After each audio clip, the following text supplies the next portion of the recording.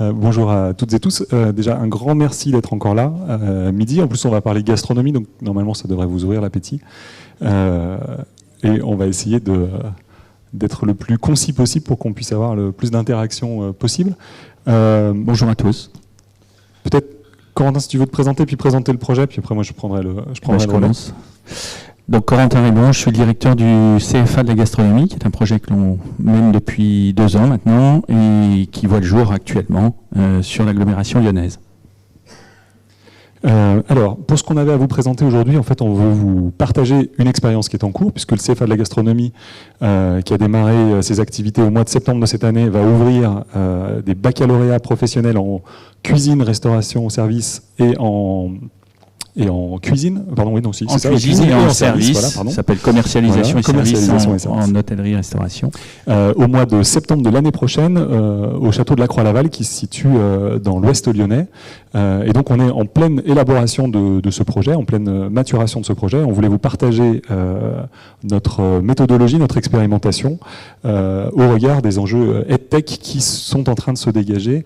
Et on sera très heureux, du coup, d'échanger sur le volet méthodologique, puisque ça sera le cœur de notre intervention.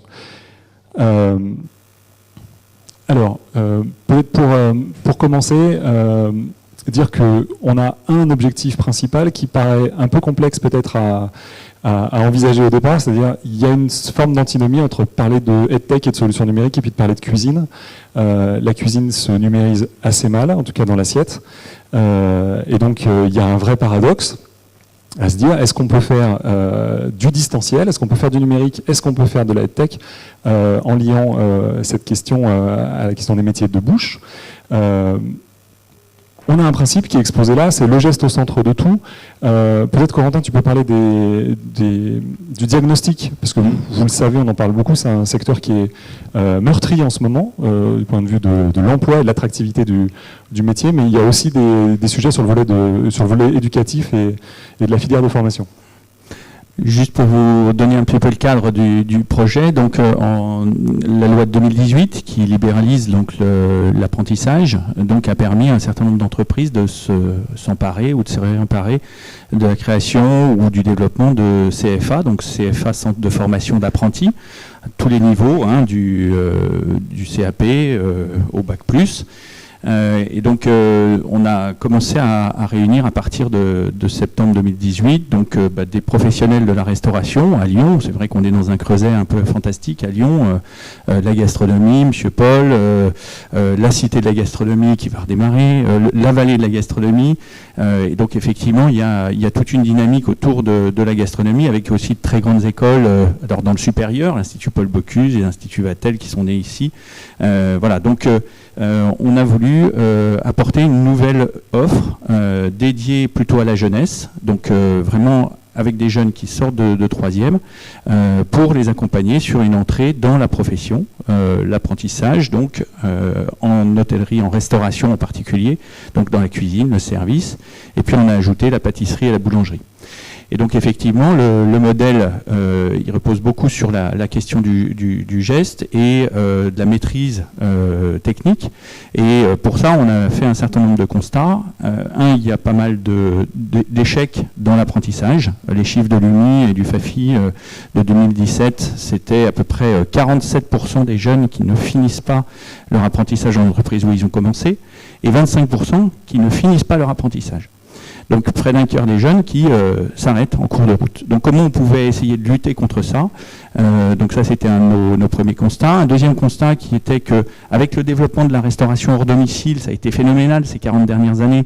Et donc les CFA sont restés un peu généralistes, c'est-à-dire qu'aujourd'hui ils traitent aussi bien de la restauration traditionnelle et gastronomique que de la restauration collective, que voire de la restauration rapide. Donc c'était aussi de repositionner par rapport à ces spécificités de métier, on va pouvoir en parler tout de suite, le geste, les spécificités de la transformation avec toute la tradition culinaire que nous avons, aussi bien sur les métiers du service qui sont peut-être encore plus meurtris que ceux de la cuisine.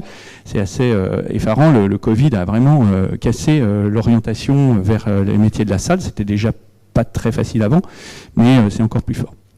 Donc voilà, essayer de sécuriser ces parcours pour les jeunes et puis d'amener une spécialisation dans le domaine de la gastronomie. Peut-être une deuxième précision sur le projet. Donc, le geste au centre de tout, vraiment l'envisager sous un aspect sensoriel. On n'est pas dans le projet éducatif du CFA de la gastronomie, on n'est pas dans une question de théorie pratique, savoir et transposition en savoir-faire, mais vraiment sur une approche globale de l'activité, avec les sens et avec la gourmandise qui caractérise ces métiers au sens littéral. Et puis un deuxième point, c'est que c'est le CFA de la gastronomie, c'est pas le CFA de la cuisine. Et donc le service et la cuisine ne sont pas opposés. Si vous avez eu la chance de fréquenter des établissements de type gastronomique, il y a une totalité d'expérience, il y a un ensemble, et les deux se répondent et les deux dialoguent. Et le grand enjeu était de ne pas séparer ces métiers. D'ailleurs, je dis cuisine et service, il y a aussi la boulangerie, la pâtisserie qui sont au cœur du sujet, et puis la sommellerie. Donc c'est vraiment sur l'ambition globale de l'expérience en gastronomie qu'on a pensé le sujet. J'ai un peu de mal avec le PowerPoint, j'ai l'impression. On était aussi rassuré, Luc, par rapport au fait de pouvoir former à distance, dans le sens où il y a quand même eu des précurseurs. Il y a eu par exemple l'atelier des chefs, il y a Emmanuel Tertrais qui Baguette Academy. Il y a eu déjà des expériences qui font qu'on peut former quand même à distance sur des métiers, sur ces métiers de l'alimentation. Donc on avait quand même quelques signaux qui étaient plutôt intéressants. Alors, peut-être très rapidement sur ce point-là, puis après qu'on puisse passer sur le point plus méthodologique derrière pour être sûr d'avoir du temps pour les questions. On a deux objectifs principaux dans l'élaboration de ce dispositif pédagogique. Le premier, c'est d'accompagner la pratique à un niveau gastronomique.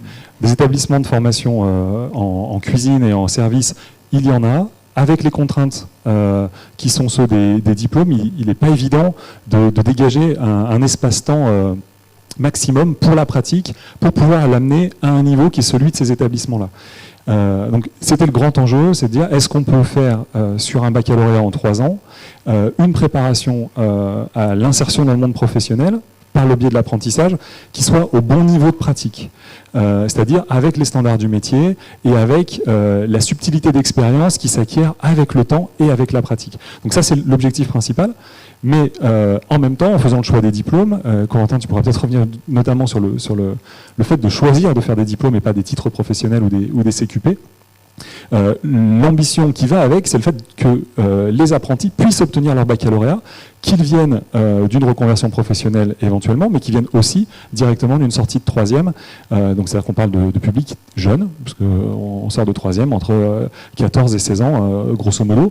Et comment on pouvait utiliser notamment les solutions EdTech pour arriver à cette obtention du baccalauréat. Pourquoi le choix, Corentin, du bac, qui est presque anachronique avec les constats que tu faisais tout à l'heure? C'est vrai qu'on croit à la révolution numérique, donc on se dit accompagnons les jeunes sur la durée. Dans le cadre de l'apprentissage, c'est aussi le fait de passer dans une cuisine ou dans une salle 2-3 ans qui fait le professionnel. Notre conviction, c'est que la compétence, elle est dans les entreprises. Bien sûr, les organismes de formation, les formateurs sont très importants, mais la compétence et le temps qui va être dévolu à l'apprentissage en entreprise est très important. Et c'est donc un peu sur le modèle de la FEST, comment on valorise l'acquisition de compétences dans l'entreprise pour que les formateurs soient de plus en plus des révélateurs de compétences ou de précision, d'académisme et de construire finalement des parcours qui soient assez longs.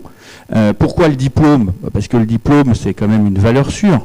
C'est une possibilité de continuer un parcours de formation. C'est des formations qui peuvent s'enchaîner avec une diversification aussi. Il y a des mentions complémentaires en sommellerie, tu en parlais, dans les desserts de restaurant pour les cuisiniers.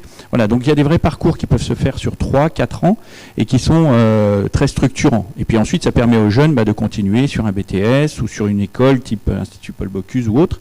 Donc il y avait une vraie conviction par rapport aux jeunes. Et effectivement, l'idée des porteurs de projets dès le départ, c'est de s'orienter vers un public jeune. C'est pas de se mettre en concurrence avec des écoles existantes, mais bien de partir de jeunes, parce qu'on voit aussi que les grands chefs, les grands sommeliers, les grands maîtres d'hôtel sont des gens qui ont souvent démarré jeunes. Voilà. Alors, l'idée, c'est de vous expliquer comment on a procédé et comment on est en train de procéder, notamment dans le but de stimuler des échanges et des partages de pratiques. On a dit au départ, on veut mettre le geste au centre de tout, c'est une formule. Maintenant, concrètement, qu'est-ce qu'on en fait Corentin Comment on a démarré ensemble sur, effectivement, déjà d'aller réinterroger. Les professionnels nous disaient les formations ne sont pas forcément toujours adaptées par rapport à nos spécificités. Donc c'était de réinterroger finalement le système et en particulier les entreprises à partir d'observation du travail. Donc l'équipe de Luc sont allés en entreprise. On a pris 3 types d'entreprises. Une vraiment gastro assez costaud, c'était chez Christian Tête-Doigt à l'Anticaille. Un établissement de taille plus mesurée, mais étoilé Michelin aussi, donc c'était Jérémy Galvan, rue du Bœuf. Et puis, on est allé aussi dans une autre forme de restauration, plus brasserie, au Métropole, à l'hôtel Métropole, donc à Lyon. Donc, ça nous a permis de voir un panel d'établissements. Le leitmotiv ou le point où on se rencontrait avec les entreprises, c'était sur le fait de la transformation. Et quand on dit gastronomie, finalement, c'est la transformation, c'est la connaissance du produit préalablement, et c'est la transformation du produit. Et donc, et la valorisation du produit aux yeux du client, finalement, pour lui faire vivre une expérience, un moment expérientiel au restaurant, qui passe par aussi des éléments de culture, de connaissance. Voilà, quand on parle de fromage en France, c'est un sujet. Donc, quand on parle du vin, voilà, il y a toute une profondeur de connaissances qui est très intéressante. Et donc, l'idée, c'était vraiment de repartir de la compétence ergo, mais Luc en parlera peut-être plus spécifiquement, et d'aller identifier une identification en entreprise des compétences attendues. Alors pour aller dans la continuité de ce que disait Corentin, le cahier des charges qui était fixé par le projet, c'est dire 3 ans de baccalauréat, 3 mois en immersion complète et le reste en immersion au château, donc en internat et complètement dans le dispositif pédagogique, et ensuite en établissement pendant 2 ans et demi, donc ça fait long pour faire de l'enseignement à distance. C'est-à-dire l'essentiel du baccalauréat est à penser à distance de l'établissement qui forme. Donc, plutôt que de partir bille en tête sur les solutions technologiques qui vont nous permettre de faire du distanciel, ce qui aurait pu être notre réflexe, le travail qu'on a mené ensemble, c'est un travail extrêmement rigoureux qui était même en amont du référentiel du diplôme, en disant quels sont les besoins opérationnels des entreprises qui vont recruter ces jeunes qui sont en train de se former. Et donc là, on a appliqué une méthodologie d'observation du travail en situation, extrêmement rigoureuse, sans interprétation, en dialogue avec en observation stricte dans les conditions réelles de travail, aux horaires de travail, dans le rythme, etc. Et en dialogue avec les opérateurs pour valider la définition du besoin. Je dis opérateur, mais il s'agit en fait de serveurs, de serveuses, de cuisiniers, de cuisinières, de sommeliers. Et ça a été notre base de travail. Donc on a établi un référentiel des compétences qui sont mobilisées dans le travail pour chacun de ces métiers. Et ensuite, on a fait exactement la même chose avec les diplômes. C'est-à-dire qu'on a repris les diplômes de l'éducation nationale et on a appliqué cette méthodologie et ce référentiel pour faire en sorte que les deux se parlent concrètement. C'est-à-dire que je pense que si vous avez déjà travaillé avec les diplômes de l'éducation nationale et puis même les référentiels du RNCP, il est parfois compliqué de faire le lien avec l'activité de l'entreprise en question. Donc là, on a vraiment travaillé sur les besoins opérationnels et sur la compatibilité entre les deux. Ce qui nous a permis d'établir un cadre de comparaison entre ce que l'on devait faire du point de vue du programme, parce que bien sûr, on prépare au baccalauréat, et en même temps, ce qu'on devait faire du point de vue de la préparation opérationnelle pour rentrer dans les établissements de restauration. Et bien sûr, on avait des gaps. Et ce qui nous a permis de savoir ce qui allait pouvoir être fait en situation avec les enseignants directement en situation dans le château avec les équipements professionnels pédagogiques pour se préparer au geste, ce qui allait être fait dans les différents établissements pendant les 2 ans et demi de pratique professionnelle, et tout ce qui n'allait pas être couvert et qui était nécessaire pour l'obtention du baccalauréat. Donc on a établi comme ça une stratégie d'apprentissage avec nos différents pôles, ce qui allait être de la pratique professionnelle encadrée au château, ce qui allait être de la pratique professionnelle tutorée, mentorée dans les établissements, et ce qui allait devoir être fait du point de vue de l'enseignement académique. Et on n'est encore pas venu au monde de la technologie à ce moment-là. Notre deuxième saut, ça a été de dire, pour que l'enseignement à distance puisse fonctionner, notamment sur les matières académiques, il va nous falloir de l'autonomie. Ça va être notre carburant premier. C'est-à-dire qu'on va, et notamment on pense à des jeunes de 15 ans, comme étant notre première porte d'entrée, c'est-à-dire peu d'autonomie acquise dans le travail a priori, à l'école primaire et au collège, enfin, est relative, et se dire, à partir de ces productions de l'école, qu'est-ce qu'on va pouvoir faire du point de vue du gain d'autonomie pour les jeunes qui seront là. Et donc on a travaillé sur l'environnement global. Et on s'est dit, pour qu'on puisse les mettre face à des solutions technologiques d'apprentissage en autonomie, que ça soit en présence, à distance, en synchrone, en asynchrone, enfin toutes les catégories qu'on peut imaginer dans l'utilisation du numérique dans l'apprentissage, c'est-à-dire de quoi on a besoin en termes d'accompagnement et de gain d'autonomie. Et donc là, c'est l'étape qu'on est en train de consolider en ce moment, c'est le dispositif global d'ingénierie de formation au sein du château, qui inclut bien sûr les équipements, bien sûr les enseignants, mais également tout ce qui va être autour, et notamment tout le dispositif d'accompagnement. L'équipe de Corentin est venue nous trouver avec une intuition qui était très intéressante, qui était de dire, on va mettre en place quelque chose qui ne se fait pas habituellement dans l'apprentissage, on va mettre en place du coaching. C'est-à-dire qu'on va avoir des gens qui seront dédiés à venir au contact des jeunes, qui ne sont pas les tuteurs, qui ne sont pas les enseignants, mais qui seront un complément à ce dispositif qui fonctionne déjà, mais on va le maximiser.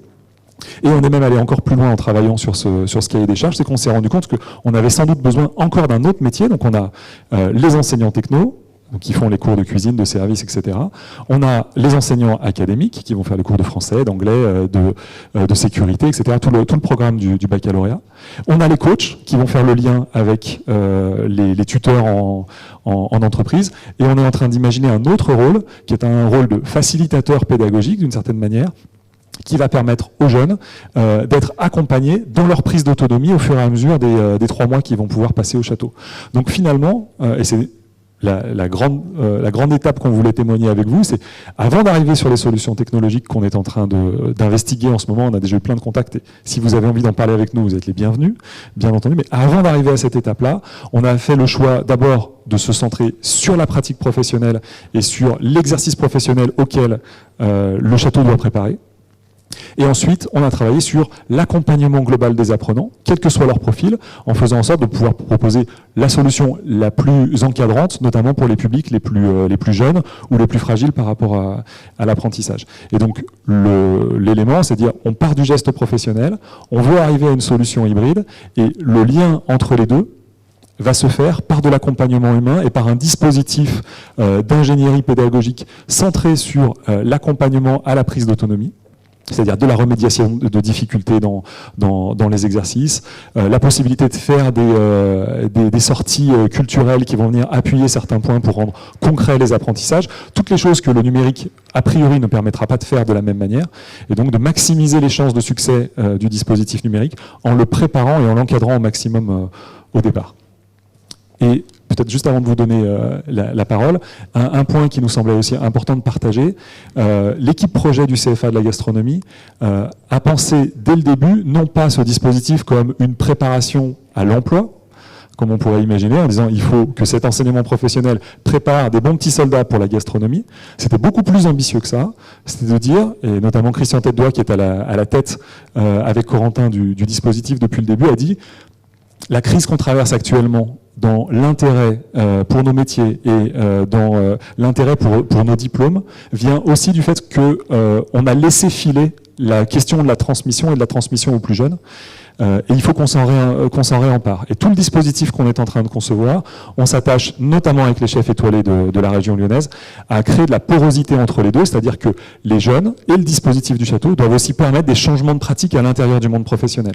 Et donc, ne pas penser l'enseignement professionnel et la filière professionnelle comme une préparation à la profession, mais plutôt comme une mise en relation poreuse et interdépendante entre des jeunes qui vont découvrir les métiers et des métiers qui vont se laisser transformer de l'intérieur par ces jeunes qui vont arriver. Voilà, Corentin. Ambitieux. Non, mais voilà, je veux dire, après, place aux questions, parce que c'est ce qui est intéressant aussi, pour amener des précisions. Ou... Qui veut poser une question du coup?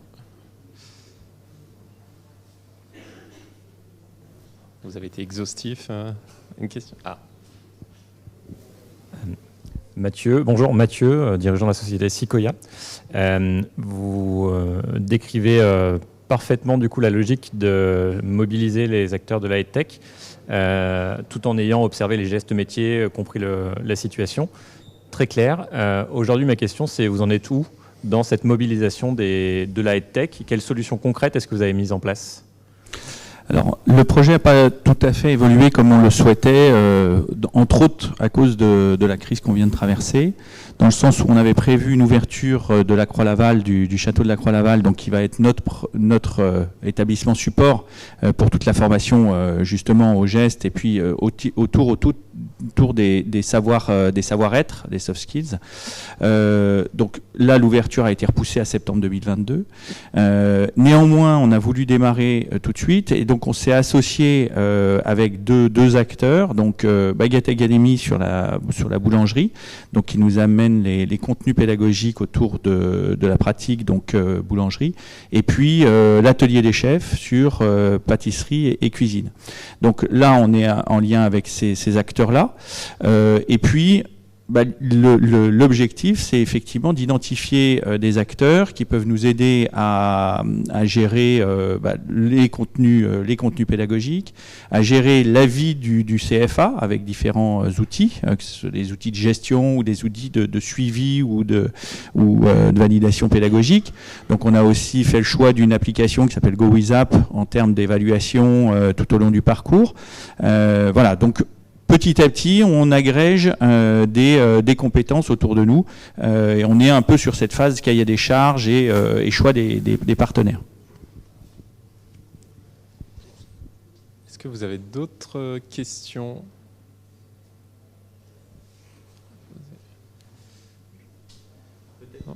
Ouais, si vous Aussi voulez, pour répondre par rapport aux ressources humaines.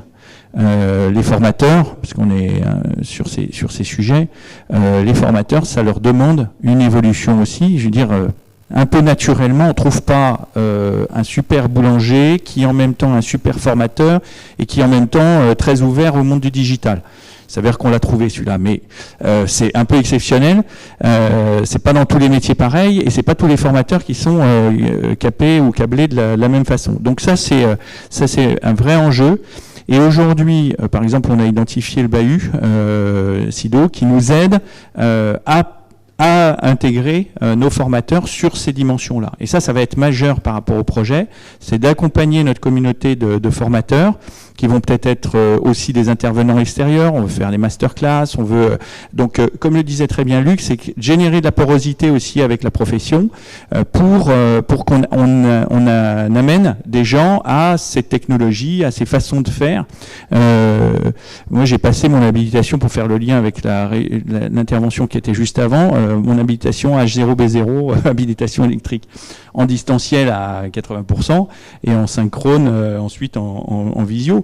Dire, on voit bien qu'aujourd'hui, il faut aller vers, on peut aller vers ces approches-là. Donc c'est aussi d'accompagner les formateurs pour qu'ils puissent s'emparer de ces technos et amener eux-mêmes aussi une réflexion, une connaissance, une interactivité avec les outils. Pour revenir sur un point méthodologique, du coup, là-dessus, on fait de l'observation in situ aussi de ces situations d'enseignement. C'est-à-dire que le CFA a démarré avec des CAP ce mois de septembre. On a eu déjà plusieurs probos qui ont démarré. On regarde comment travaillent les enseignants directement sur les équipements professionnels. Et on voit des grandes disparités d'usage qu'on respecte complètement, on ne les juge pas du tout, on s'en sert comme matériau de travail. Quand on a un enseignant qui dit moi j'ai mon propre livre en pâtisserie parce que je travaille comme ça depuis des années, et donc il ne peut pas travailler sans. Et il l'a, et il le pose sur son plan de travail, et il y a des tâches, et c'est compliqué, et il faut imaginer qu'il puisse faire ça avec 15 ou 16 étudiants à un moment donné.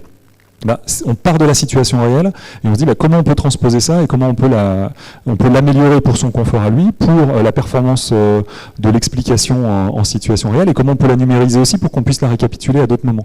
Donc on part de ça, et on établit du coup des cahiers des charges d'usage directement en situation.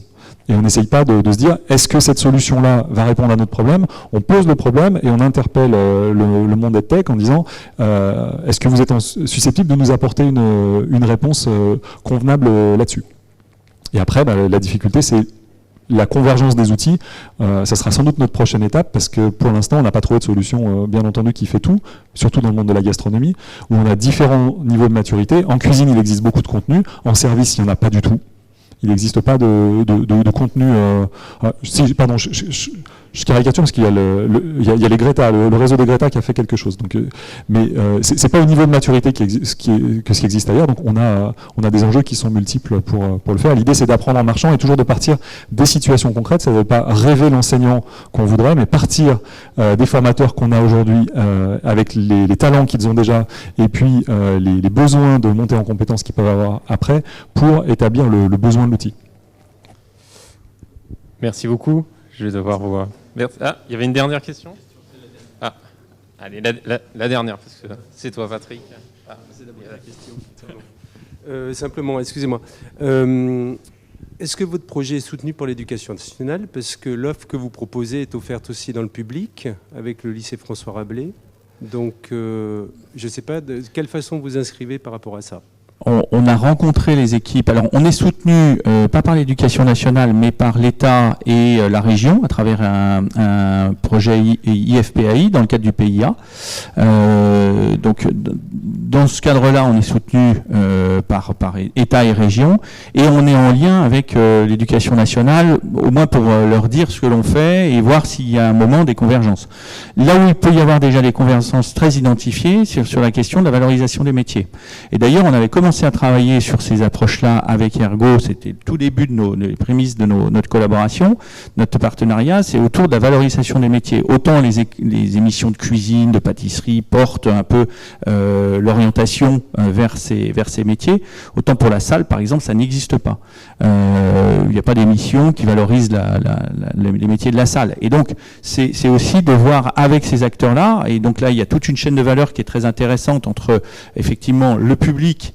Parce qu'aujourd'hui, les deux gros établissements, c'est François Rabelais, par exemple, sur Lyon, et Hélène Boucher à Vénissieux. Et puis, dans le privé, c'est Jeanne de France. Mais donc, de travailler avec ces établissements. Et puis, Institut Paul Bocuse, un peu dans une approche qui pourrait être similaire à celle des campus des métiers et des qualifications. Il y en a un en Haute-Savoie, en particulier. Donc, pour essayer de valoriser ces métiers aux yeux du public. Parce que je pense que par rapport aux besoins de la profession, c'est vraiment le travail qu'il faut qu'on fasse collectivement. Ça se fait au moment du mondial des métiers, ça se fait lors de différents événements, mais on peut aussi se servir de la tech peut-être pour aller au plus près des personnes via la communication classique, quoi. Peut-être encore une dernière question, si vous me permettez. Ouais, donc Patrick Jordi, qui est en Spidernet, c'était ce rôle de coach et de facilitateur que vous avez évoqué tout à l'heure. Il va arriver dans quelle phase? Uniquement la phase au château? Il va y avoir une continuité? Et pourquoi un rôle de facilitateur? Qu'est-ce qui a amené à le mettre en place? Qu'est-ce que vous avez pu voir sur le terrain, en fait, qui le décline? Voilà. Oui, alors effectivement, ça a été un constat par rapport au fonctionnement classique des CFA. Finalement, il y a une équipe relations école-entreprise, relations entreprises qui fait le lien entre les apprentis qui cherchent des entreprises et puis les entreprises. Puis ça se termine plutôt vers la contractualisation finalement. Et derrière, on passe entre guillemets l'apprenti à quelqu'un d'autre dans l'organisme qui va être plutôt un formateur ou un coordinateur. Là, l'idée, c'était vraiment d'accrocher à l'apprenti quelqu'un qui va le suivre. Et on a même eu l'idée, avec Christian, d'être même au-delà de la formation. Parce que les premières années de vie professionnelle sont majeures. Il y a un taux d'érosion dans la restauration qui est à peu près de 50-70% dans les 5 ans. Donc, l'idée, c'est vraiment d'aider les personnes à intégrer ces métiers qui sont exigeants, c'est certain, mais il y a plein d'autres métiers qui sont exigeants et qui sont des métiers passion. Donc, c'est aussi de révéler tout au long du parcours, ce qui est beau dans le métier, d'essayer de fidéliser ces collaborateurs dans les entreprises où ils sont, mais aussi dans des approches un peu de Tour de France, parce qu'on apprend bien en faisant plusieurs maisons, en allant se frotter à des pairs qui vont vous transmettre cette culture, cette connaissance du produit, la connaissance d'un terroir, voilà. Donc c'était aussi sur ces coachs d'avoir une continuité dans l'accompagnement avec la dimension, 3 dimensions, une dimension effectivement engagement dans la formation, une dimension autour de la relation dans l'entreprise, la relation avec le maître d'apprentissage, le tuteur, le chef d'entreprise, et puis une dimension aussi un petit peu, pour penser les petits bobos, sur tout ce qui est périphérique, la mobilité, la santé, le logement, qui sont souvent des freins périphériques qui peuvent faire aussi chuter, arrêter l'apprentissage. Et sur le rôle de facilitateur, c'est très pragmatique. Là aussi, on essaie vraiment de partir des situations concrètes. Il faut imaginer une journée de travail au château. On attaque à 8h30 en cuisine pour faire la préparation pour la journée. Et puis après, il y a 2 services. Les jeunes, pour des questions d'amplitude horaire, ne peuvent pas faire les 2 services. Ils ne peuvent pas faire le service de midi ou le service du soir. Donc il y a une équipe à midi, une autre le soir. Il y a un temps de travail qui va être dédié à l'enseignement académique au milieu. Qu'est-ce qu'on propose aux jeunes déjà en termes d'accompagnement? Donc là, on a besoin d'enseignants des différentes matières qui seront là certains jours de la semaine, mais pas tous les jours. Donc il faut pouvoir les accompagner. Et puis dans l'accompagnement du travail autonome, on s'est dit, mais ce qui nous manque, et en discutant avec les jeunes, c'était assez flagrant, il nous manque des accompagnateurs transversaux. Et qui à minima peuvent être pertinents sur toutes les matières scientifiques ou toutes les matières littéraires. En fait, il nous faut des instituts de CM2, qui est un métier extrêmement complet, et le programme de CM2 il est très très complet, et ils sont capables de répondre à tout ça. Et aujourd'hui, on n'a pas ce genre de fonction disponible, et donc là, l'ambition, c'est grosso modo, pour être très concret, de 14h à 22h, il y aura des gens de ce type-là qui seront capables d'accompagner les jeunes dans les moments d'apprentissage qui seront les leurs. Donc là, on a vraiment essayé d'être le plus pragmatique possible en se disant il y a besoin de cet accompagnement au long cours, et parce que certains seront à distance, et même la majorité à distance, on aura des fenêtres de tir au moment de la césure entre les 2 services dans les différents restaurants, où on aura des classes virtuelles et des espaces virtuels de connexion, et où les jeunes qui sont en apprentissage pourront être en contact et avec les enseignants et avec ces facilitateurs pour avoir des temps de remédiation ou d'échange ou carrément de mise au travail collectif. Donc là, c'est vraiment très pragmatique en partant de la journée de travail d'un apprenti pour se dire de quoi il a besoin, comment on peut l'aider au mieux et comment on peut l'accompagner au mieux. Merci beaucoup. Je vais devoir... Merci, bon appétit. Merci. Merci beaucoup. Merci bien.